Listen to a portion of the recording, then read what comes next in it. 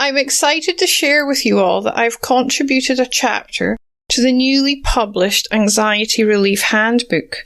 The handbook provides a unique window into 11 highly effective complementary therapies for you to sample on your quest to ease anxiety.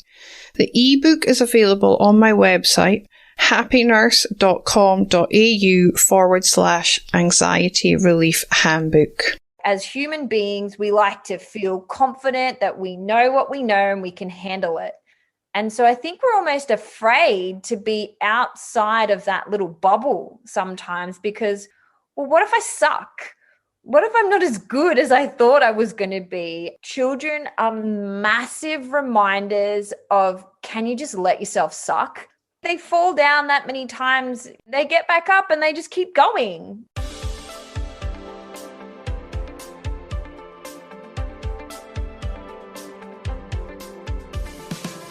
Welcome to the Happy Nurse podcast. Nurses are the backbone of healthcare, always there to care for strangers as if they were one of their own, often forsaking special moments with their own family in order to ensure another's loved one is being cared for. As nurses, self-care is essential. I am Elena Mullery, nurse educator and self-care mentor for nurses. I'm an RN with 20 years of clinical experience. I have first-hand experience of stress and burnout.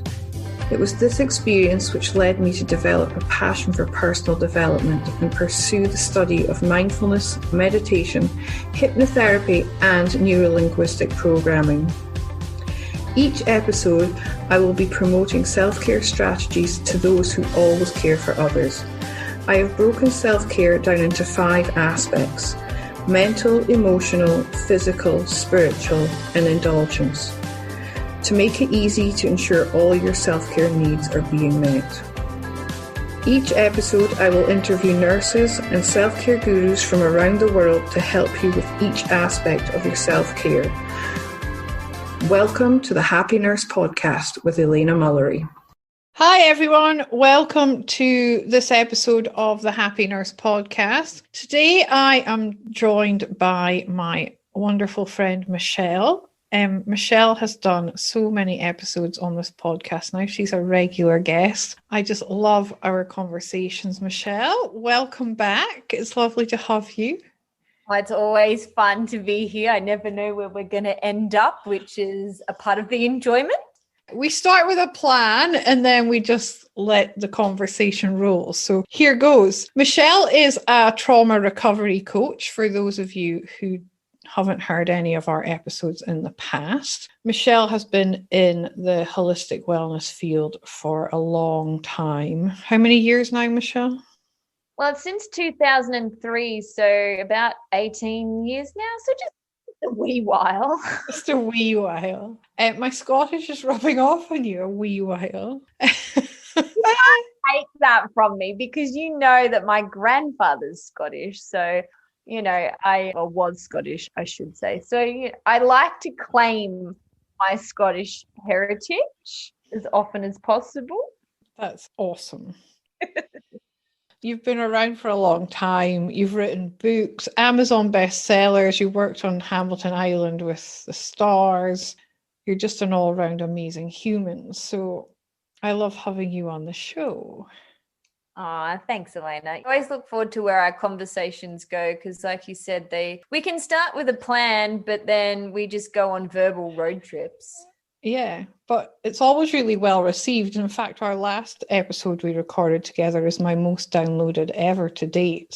And it's one of the newest ones. So that's really exciting. So it's obviously landing well. So, no pressure for us to keep that up then. No pressure at all. No expectations, which is exactly what we're going to be talking about today. Michelle and I are also very good friends and we were chatting, I think it was last week? Oh, let's see, it was probably just over a week ago now.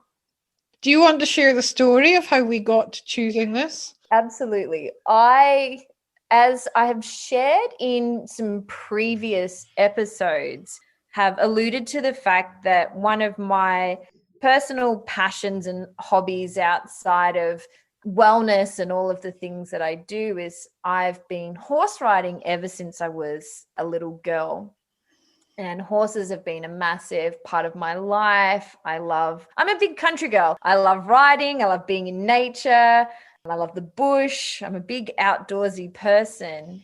And I haven't owned my own horses for almost 18 months now because of some big, long, and convoluted stories that I'll share with you guys another day.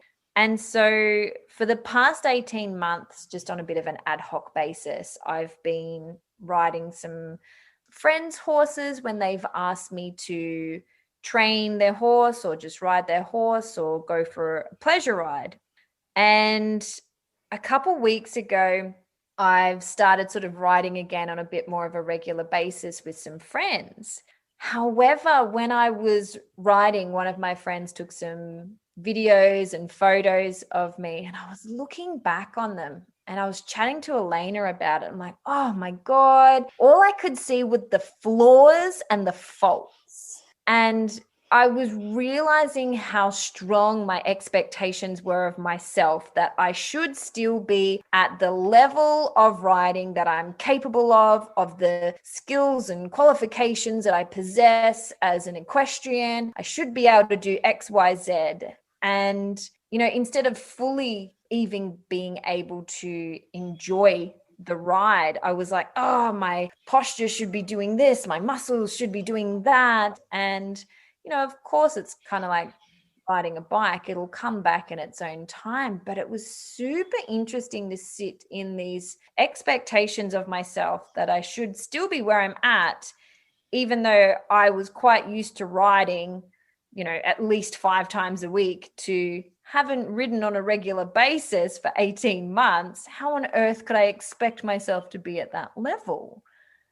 And so it opened up a really beautiful conversation with Elena and myself. And I shared it with my audience on social media of how I was judging myself. And I think there's so many areas in our life, both personally and professionally, where we have so much pressure and expectation and all of these bullshit stories that we tell ourselves and where we should be. And why are we doing that? Why? Thank you for sharing that, because it's an awesome story and it gives some background perspective as to how we've got to having this conversation. We like to pull from real life experience that we're both having. And I remember experiencing something similar a few years ago when I went back to Highland dancing.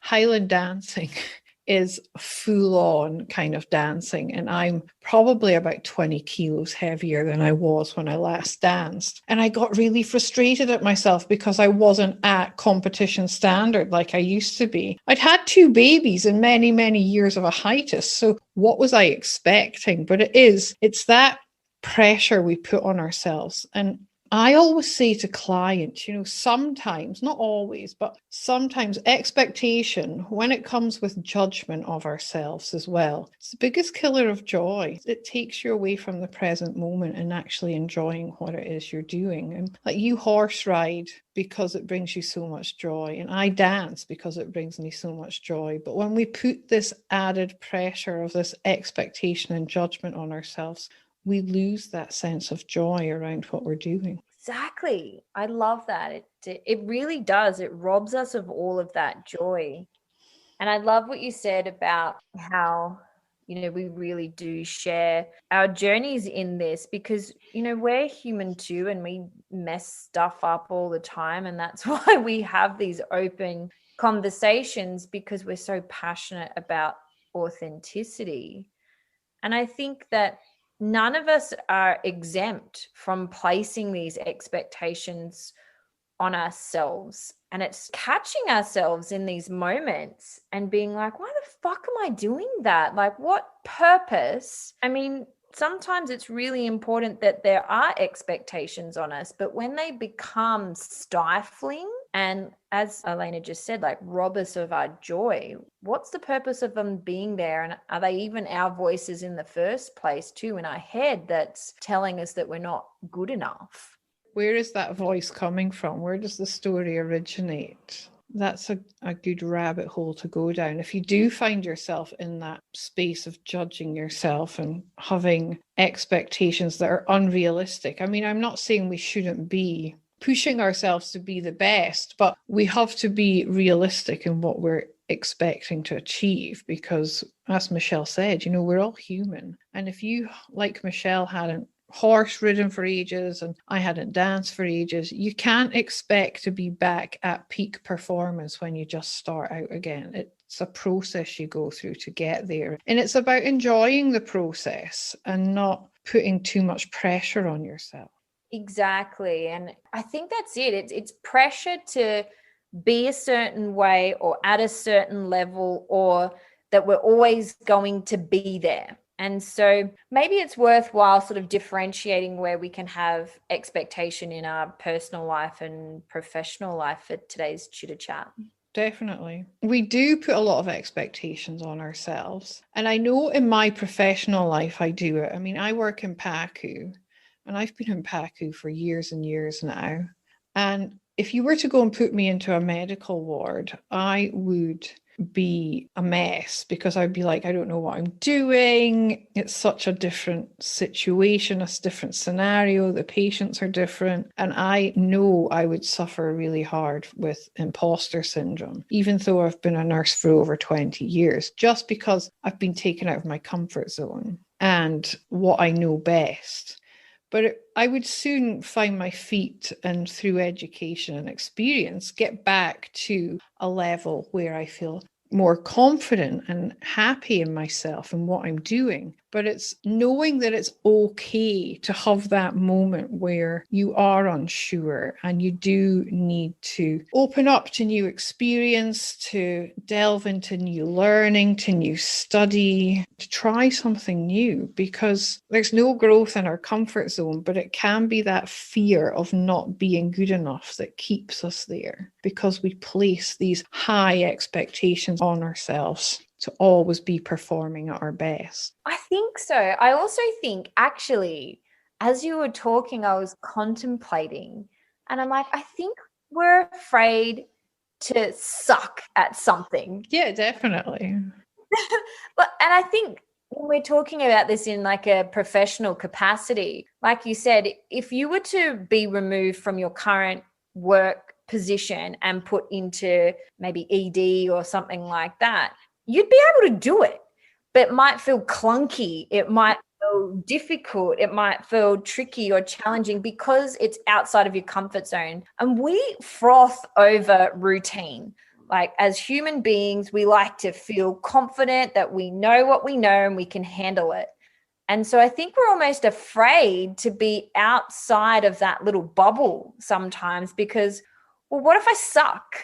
What if I'm not as good as I thought I was going to be? And I think children are massive reminders of, can you just let yourself suck? Because so many parents listen to this podcast, and how many times do you watch your child fail at things over and over again, and then they get it? And we're afraid of those in-betweens where we're still clunky, where we still stuff up, where we still fall on our face, where we still need to ask for help or guidance, or how do I do this? Or kids don't have that, like they fall down that many times, metaphorically as well as physically. But it doesn't stop them. They get back up and they just keep going. Yeah, and it's all about the learning, isn't it? It's the journey. And I know as a nurse, I've got this big fear of messing up, because obviously it's people's lives we're dealing with. The margin for error is minuscule. There's not really one there at all, to be honest. But that's where you have to be completely vulnerable, and you have to ask questions. If that's the answer to that problem, if you're unsure, especially if you're moved to a new area and you take on a new challenge, asking questions is the best thing you can do. And it's a very powerful thing to be able to be vulnerable enough to ask the questions, because that's where the knowledge lies. Exactly. And I think there's an old saying, and I probably will butcher this, but I'm going to give it a crack anyway. He who asks is a fool for a moment. He who does not ask remains a fool forever. I love that. That's awesome. I've never heard that before, but it's so true.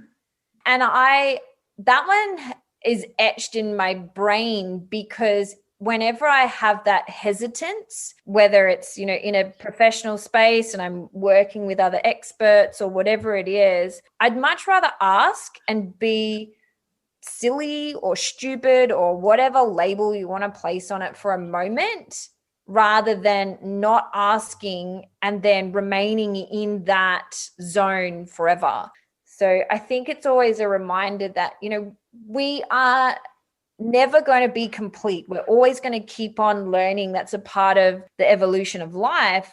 But if we're afraid of the learning, if we're afraid of being wrong, then that can prevent you from all of those good things.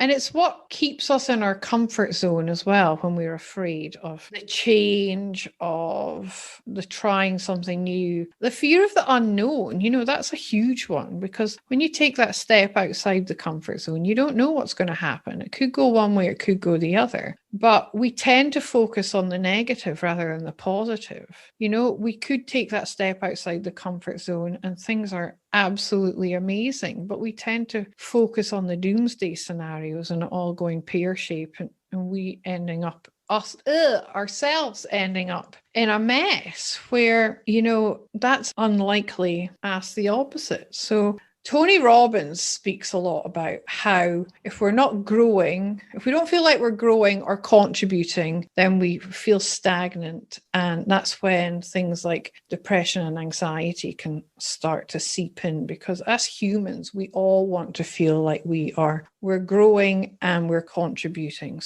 And the only way we can do that is by pushing that comfort zone. And it doesn't have to be a huge, big leap. You can do it in baby steps, but as long as we are continually pushing it and making the diameter wider and wider.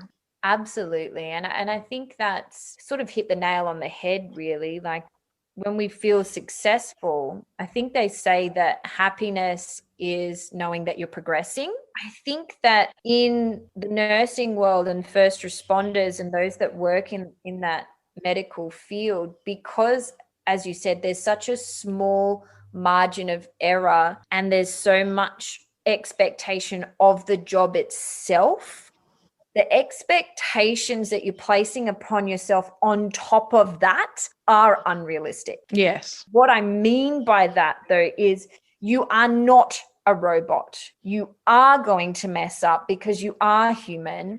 There's always more medical and scientific information coming out all of the time. So there's always going to be more to learn. And so if you expect yourself to be at a particular level and to always exceed and to never get anything wrong, I think you're setting yourself up to fail. Yeah, you're robbing yourself of joy. Yeah, exactly. And so, I think there's healthy expectations in the workplace, but what Elena and I are really honing in on today is the unhealthy expectations that you are placing upon yourself from self-imposed limitation or from what you perceive as expectations from others around you. And it could be showing up in things like not being able to ask for help or not wanting to ask for help because you don't want to be perceived as not coping or not being good enough. When,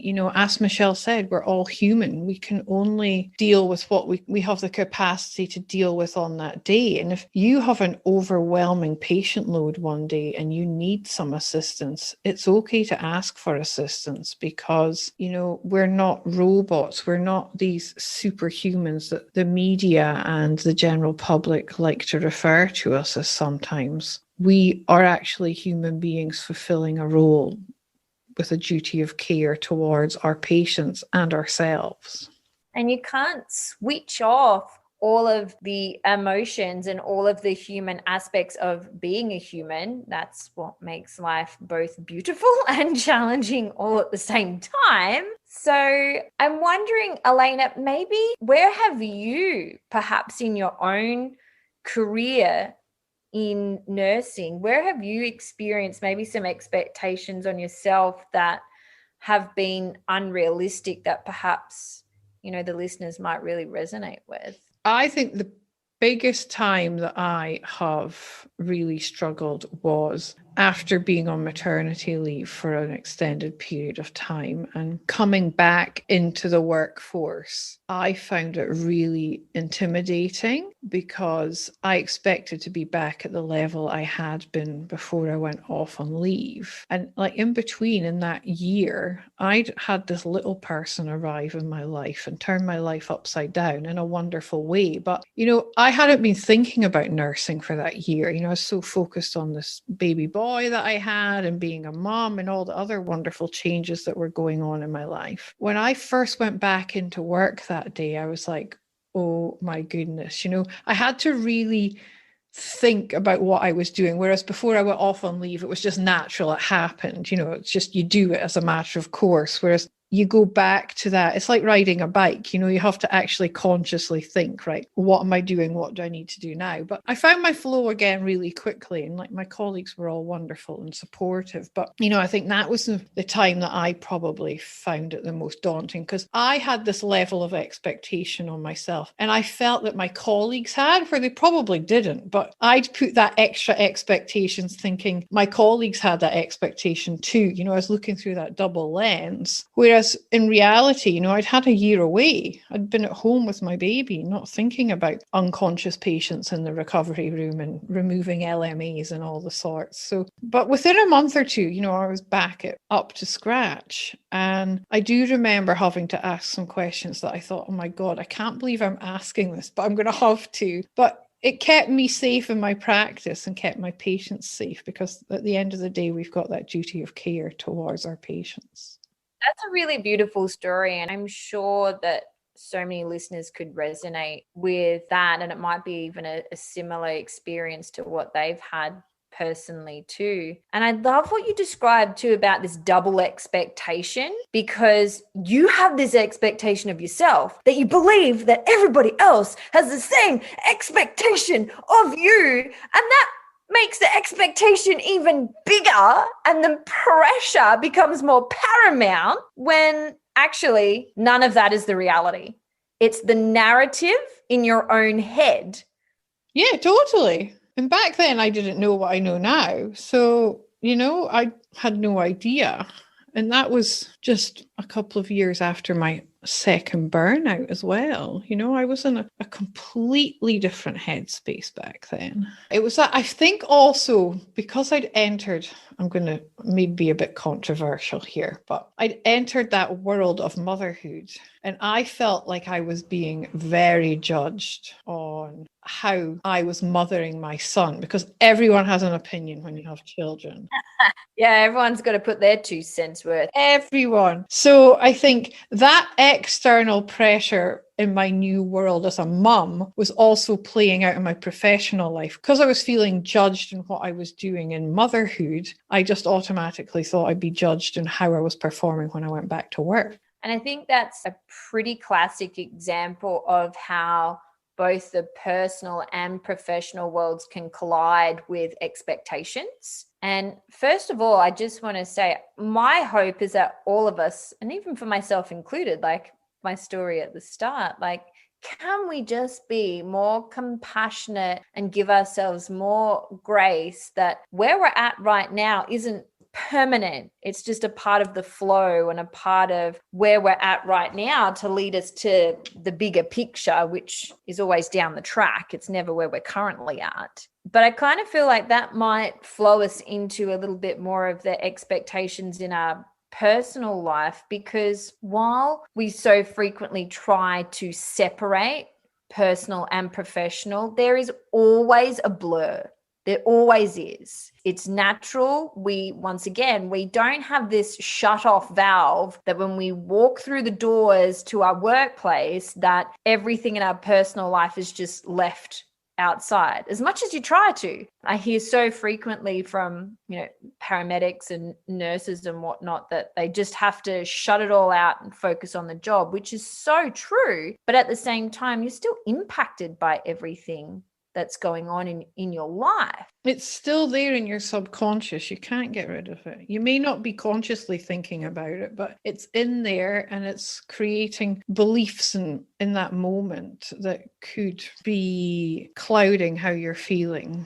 Exactly. And then we create all of these stories in our head about what everything supposedly means. And it creates, once again, more pressure and expectations on ourselves. So you were just discussing how you felt so many expectations on yourself as a mother and how that infiltrated into your workplace as a nurse. Have you noticed any other particular areas that nurses potentially really have that crossover an awful lot? I think we've got a crossover from all aspects. I think parenting is a big one because a lot of us are parents and we all wear these different hats. We're all either parents or we're someone's children or nephews or nieces or, whatever it is, grandparents even. And the pressure that we feel through wearing that hat and fulfilling that role will influence what we're doing at work as well. There's external pressures everywhere. I mean, don't get me on my soapbox about the media, That's a huge one. And that's where a lot of our judgments of ourselves and our expectations of ourselves is coming from. Is like I spoke openly in Michelle and I's last episode about how I still to this day have issues with my body and body image. They've all come from media-driven sources, as well as other sources that I discussed in that podcast episode. But a lot of them are from the media because I don't look like these chicks on the pages of these glossy mags, I think I need to do a whole podcast episode on body image. Yeah, I think there's another one coming soon, everyone. Yeah, I was going to say, I feel like there's been conversations lead us down that road, and therefore it's probably going to have to be an entire podcast episode on that one. Yeah, so look forward to that one coming soon because it seems to be cropping up. Yes, exactly. But I feel like it's pretty accurate. There's so many pressures and some of them in plain sight and others that are just maybe subtle. So yeah, I think you're right, Elena. I think body image is one of the many examples of how there's continuously lots of pressures happening around us that we might not be fully aware of how it's actually impacting us.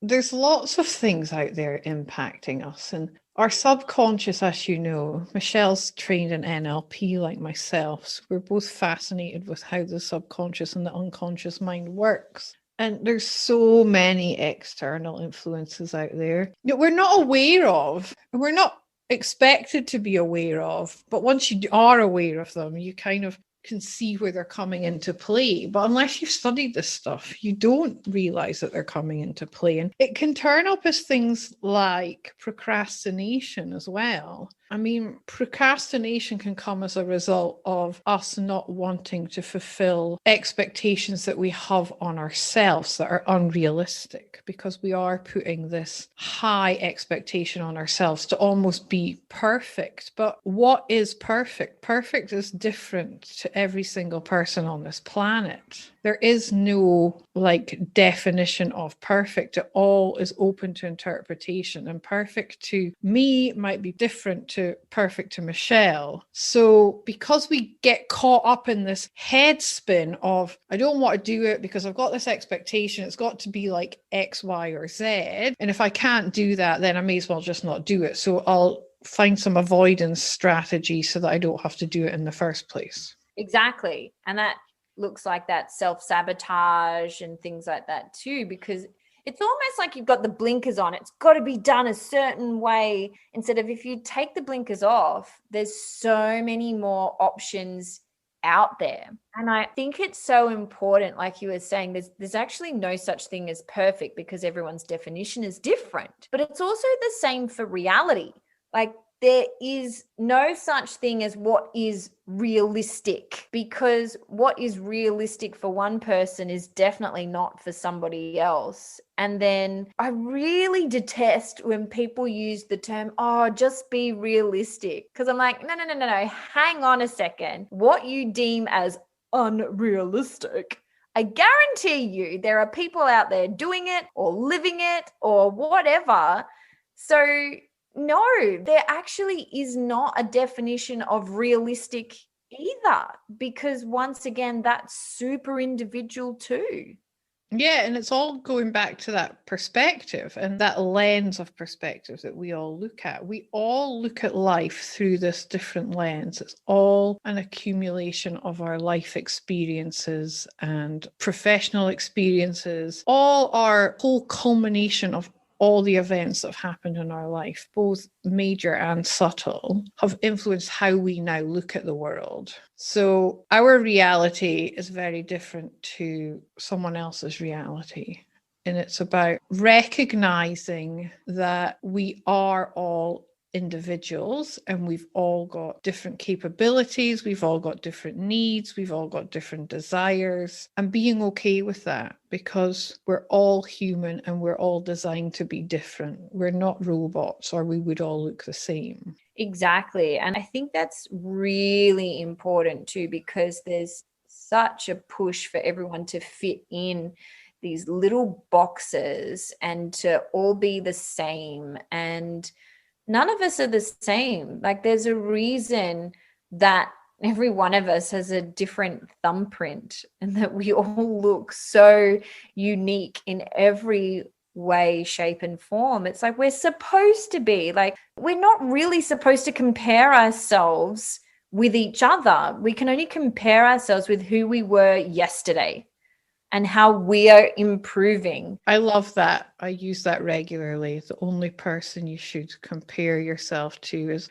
who you were yesterday. Yeah, exactly. Because it's the only person that you're really, truly ever in competition with, so to speak, if you want to go down that competition mentality. You are your own benchmark. There you go. Yeah, exactly. It's kind of like there's this meme that I've seen on Facebook over the years that's like all the animals in school and they're all lined up together, and there's like a fish and an elephant and a monkey and a lion, and the role is they're all going to be graded on how fast they can climb a tree. Like, how is that even a fair comparison? And we laugh at these sorts of memes. Like, I'm a sucker for a good meme. Like, give me a good meme and it'll make me happy. But there's so much truth behind that. Like, if we were to judge a fish on its ability to climb a tree, you would say it's a idiot, like that it's hopeless, it'll never be able to achieve anything. And yet, if we class it on its ability to swim,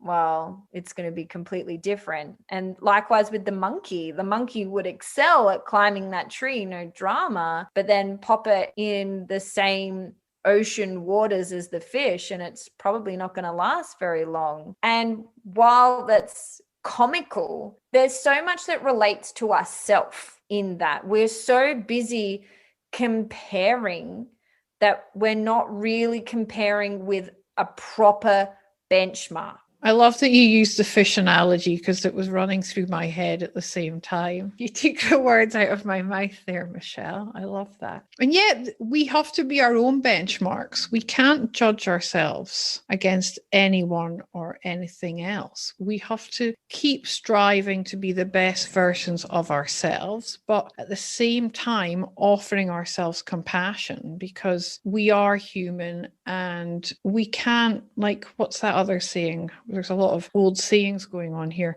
You know, Rome wasn't built in a day. And yeah, it's a classic. And we are all works in progress. We can't judge ourselves once we do learn things differently. We can't judge ourselves on what we've done in the past. And I know I've fought with that being a parent to two ADHD children, it's being on that journey with them has taught me that I need to parent them in a different way to how I maybe would have traditionally parented them. But when you start reading the books and the literature and looking at the research on how to parent these children, I could feel myself very quickly going down this path of, oh my God, I'm such a bad mom. Why have I not been doing this before? But I have to pull myself back. And I've had a conversation recently with a friend whose child has been diagnosed too, and I lent her a book. And she was like, but Elena, I feel like I've not been doing it right all this time. And I said, yeah, but you can't do what you don't know.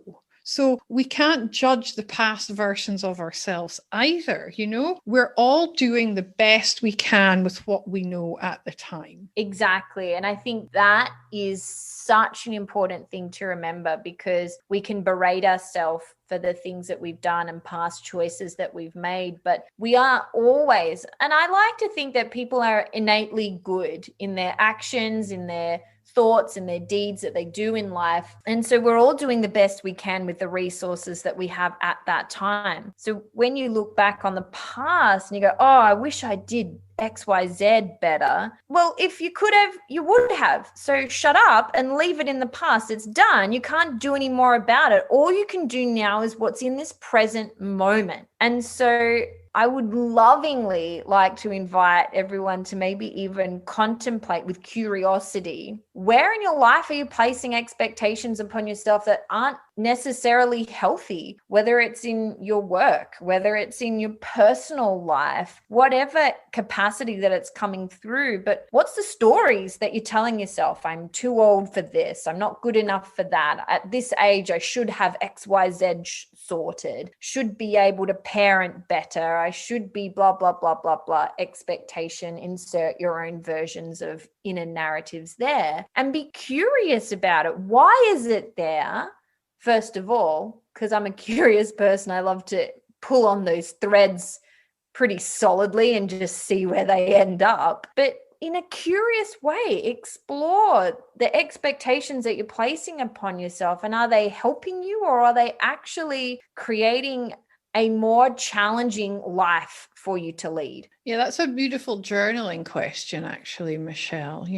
Often when we start writing things down, we very soon start opening, it's almost like you open a can of worms, and you can see where it's come from as you trace it back, and you get back to the source of where this expectation or this judgment that you have on yourself, where it's originating from.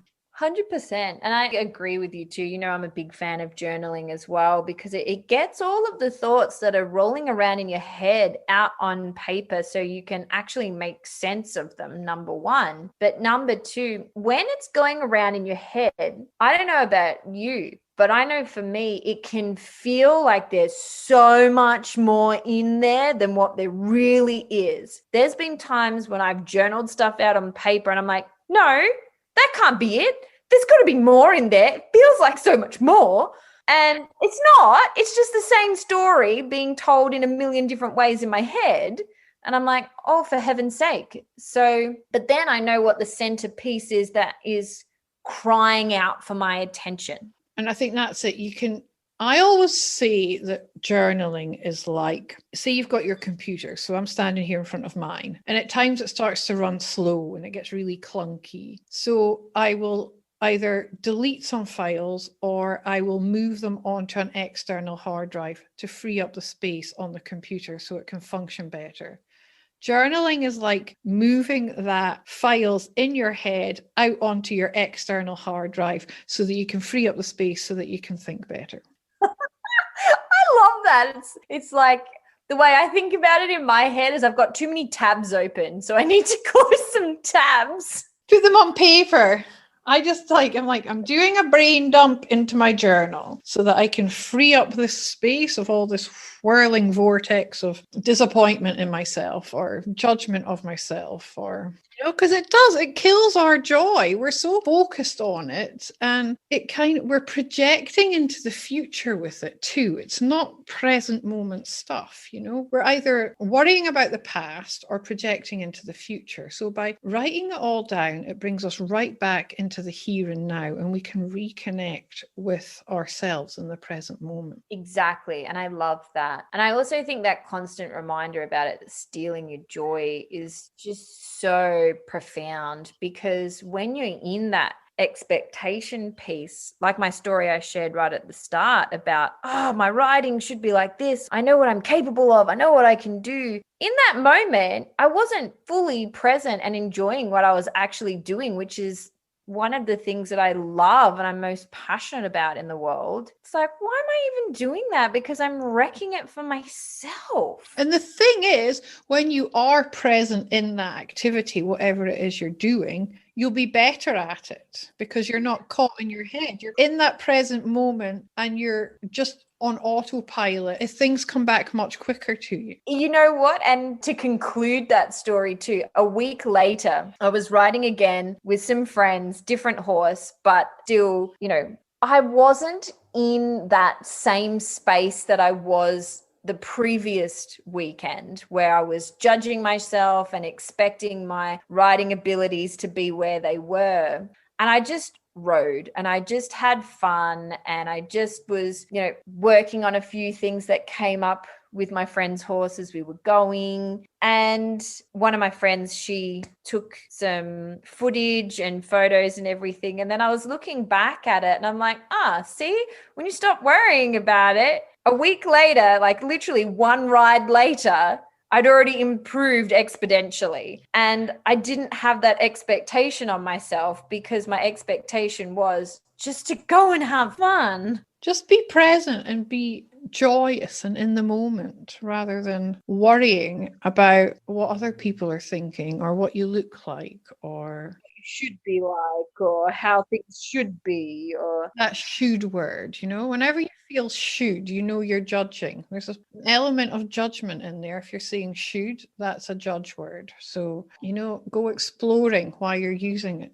Whenever you're shoulding yourself, how are you judging yourself? Or could, that's another one. Should and could, they're both judgment words. I think the irony of, my writing story was, as soon as I took that expectation off, like without that being a focal point, I still exceeded where I was at even just a week prior to. So that's, like I said, the ironic aspect of it, when you just chill the fuck out and let yourself actually be present in the joy, in the moment, knowing that you're absolutely capable of what you're doing. And if you need help, you can ask for help, etc., then you probably will surprise yourself time and time again with what you are actually capable of doing, both personally and professionally. Expectation and judgment, the biggest killers of joy. That's what I always say.